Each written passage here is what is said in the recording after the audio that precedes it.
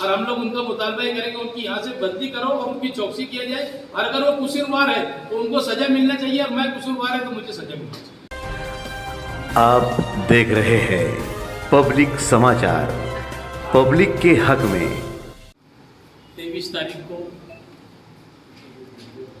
23 नवंबर रात में तकरीबन 12:30 बजे के दरमियान मैं मेरे वार्ड से पैदल मेरे घर की तरफ जा रहा था। जाते जाते अमन चौक के अंदर 2-3 पुलिस वाले थे और एक पीएसआई था। जो पीएसआई थे वो एक बच्चे को मार रहे थे, तो मैं रुक कर उनको बोला कि साहब क्यों मार रहे हैं, उसने क्या किया बोला। उसके ऊपर से उन्होंने मेरे से 2 बात किए और कोई इसमें धक्का मुक्की नहीं हुई। उन्होंने उल्टा मुझे कहा कि चलो तुम अपना काम करो। मैंने कहा ठीक है, हम हमारा काम करें, तुम भी अपना काम करो, और इस तरीके से मत करो जिस तरीके से आप कर रहे हो, बच्चे को मार रहे हो। और उन्होंने मेरे खिलाफ में खोटी फरियाद दिया। मैं ऐसा चाहता हूँ कि आपके माध्यम से कल हम लोग एक लेटर देने वाले हैं जिला एसपी साहब को, आईजी को, गृह मंत्री को भी लेटर देंगे, यहाँ पर एडिशनल एसपी साहब को भी लेटर देंगे कि इसकी तहकीकात एक डीवाईएसपी रेंज के ऑफिसर से होना चाहिए। सच सामने आना चाहिए कि भाई ये बात क्या थी। उन्होंने बच्चे को बेतासा मारा, जिसकी क्लिप भी आपने लोग ने देखा होगा या नहीं देखा होगा तो मैं आपको व्हाट्सएप के ऊपर बता देता हूँ, उनकी वीडियो क्लिप भी वायरल है। इस ऑफिसर ने गणपति विसर्जन के 2 दिन पहले भी चौखुल्ली के ऊपर जाकर एक लेडीज ने एक ड्राइवर के खिलाफ कंप्लेंट की थी, जबकि उनकी वो हत्या भी नहीं थी। उन्होंने जाके चौखुल्ली के ऊपर उस ड्राइवर नहीं मिला, उस मालक को बेतासा मारा। मुझे मालक का फोन आया, मैं मालेगांव शहर ट्रक यूनियन का अध्यक्ष भी आप लोगों को बताता हूँ।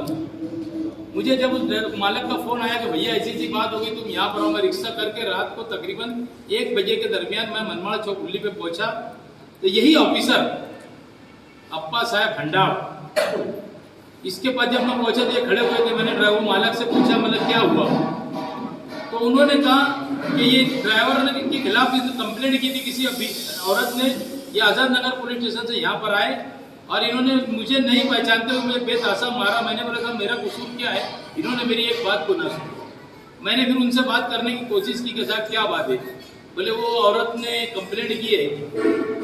मैंने फिर उनको समझाने की कोशिश किया और समझाने की कोशिश करने के बाद वो नहीं माने। उन्होंने जो है एक बड़ी रकम का मुतालबा किया, बोले 2 लाख रुपया दे दो, मामले को खत्म कर दो।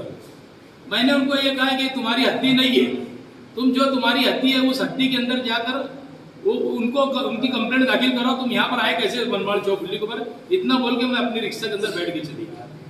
इसकी फरियाद मैंने उस वक्त के सीनियर एसपी सचिन पाटिल साहब को गणपति विसर्जन के दिन, जिस दिन वो यहाँ मालेगांव आए, मैंने किला के पीछे जो गणेश कुंड है वहां पर जाकर उनके बारे में बोला कि साहब इन्होंने इस तरीके की परसों के दिन हरकत की है।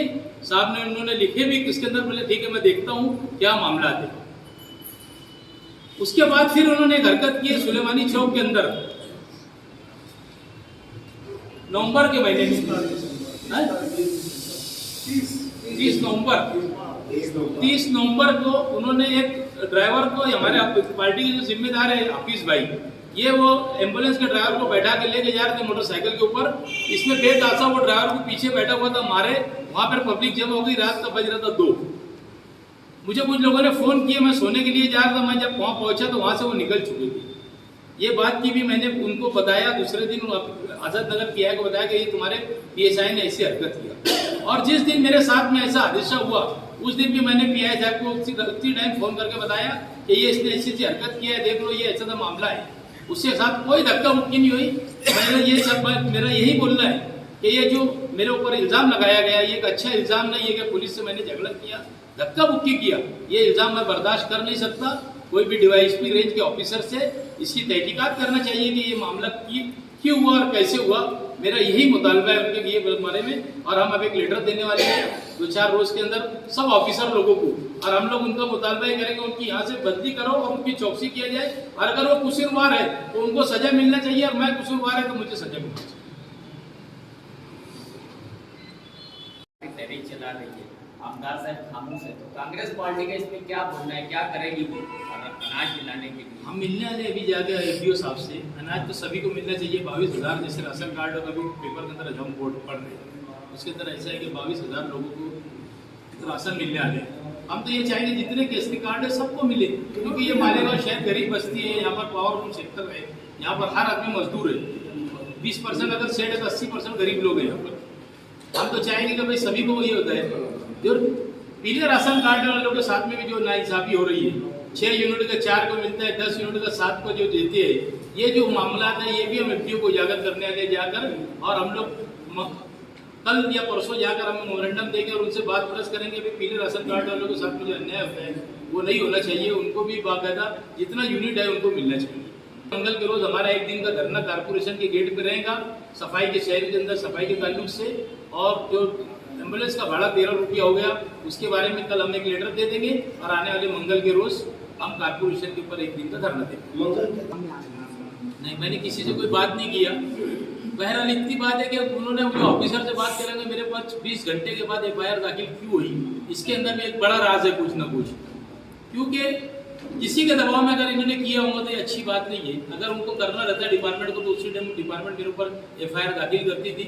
20 घंटे के बाद मेरे ऊपर एफआईआर दाखिल हुई, ये अच्छी बात नहीं। अगर बड़े अधिकारी चाहते तो सामने हमने बैठाते थे और पूछते थे कि क्या मामला हो। ये एकदम खरा खोटा मामला है कि जो पुलिस के अंदर फिरियाद में कह रहे हैं कि मैं यहाँ पर 25 साल से कर, मुझे बताने की जरूरत क्या है?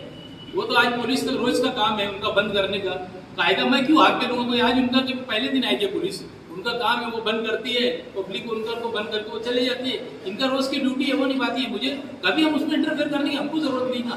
कोई नया मामला है कि आदमी बोल रहा है तो बात अलग है। ये रोज पुलिस आती है, रोज बंद करती है, रोज चले जाती है।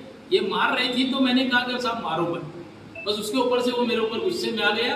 और ये तीसरा मामला थे उनके जो मैंने आपके सामने सब बताया। तो ऐसा लगता है कि पॉलिटिकल प्रेशर ला के तुम्हारे ऊपर 353 बनवाया गया? सवाल ही नहीं आया। 20 घंटे के बाद होने की वजह यही है कि इसके ऊपर जो पॉलिटिकल प्रेशर हुआ इसके ऊपर। नहीं तो अगर पुलिस चाहती तो उसी वक्त मेरे ऊपर रात में एफआईआर दाखिल कर देती, क्योंकि ऐसा मामला था ही नहीं जैसा पुलिस ने कंप्लेंट के अंदर लिखाया। सरासर बाकायदा बदनामी है मेरी इस शहर के अंदर। मैं पार्टी का अध्यक्ष होते हुए मेरी ये बदनामी हुई है बाकायदा। मैं इसको बर्दाश्त ही नहीं कर सकता। मैं आपसे फिर ये कहूंगा, खासतौर पर मराठी मीडिया के अंदर ऊपर जाएगा आपका पेपर, मैं ये कहूंगा कि भाई उनकी बदली करके उनकी चौकसी करना चाहिए। और नहीं तो 10 जनवरी को मैं चूड़ी पहनकर महात्मा गांधी फुले के पुतले के पास मैं 1 दिन का धरना चूड़ी पहनकर और मुंह पे काली पट्टी लगा के मैं बैठूंगा। 1 दिन का मेरा धरना रहेगा। उनकी यहाँ से बदली होना चाहिए और पूरा इन्वेस्टिगेशन होना चाहिए। डीवाईएसपी साहब जो है अच्छे ऑफिसर है, शहर में काम कर रहे, सब कोई शहर अच्छा बोल रहा है। और मैं तो कहूंगा कि ऐसे ऑफिसर बहुत दिन के बाद राजमानी साहब के बाद शहर के अंदर आए, काम कर रहे हैं। हमारा भी फर्ज होंगे उनके साथ काम करने का, या जो अच्छा रहेगा हम हमारी पार्टी के लोग उनके साना बासाना खड़े रह के काम करेंगे। हम उनके लिए कोई दो राय नहीं कि अच्छे काम ऑफिसर की हम सराहना करेंगे। शहर के अंदर गुंडागर्दी कहीं ना कहीं रुकी है, कहीं ना कहीं कारोबार रुक रहा है, 2 नंबर करने वालों का कारोबार रुक रहा है, उनके लिए रेड हो रही है, सब कुछ हो रहा है। ऐसे ऑफिसर आए मालेगांव शहर के अंदर काम कर रहे हैं, हम उन्हें मुबारकबाद देते हैं। हमारे एडिशनल एसपी साहब भी अच्छे ऑफिसर है, वो भी आए, उन्होंने भी अच्छा काम कर रहे हैं। हम दोनों ऑफिसर को मुबारकबाद देते और उन्होंने शहर के अंदर काम करेंगे, हम उनके साना बासाना खड़े रहेंगे।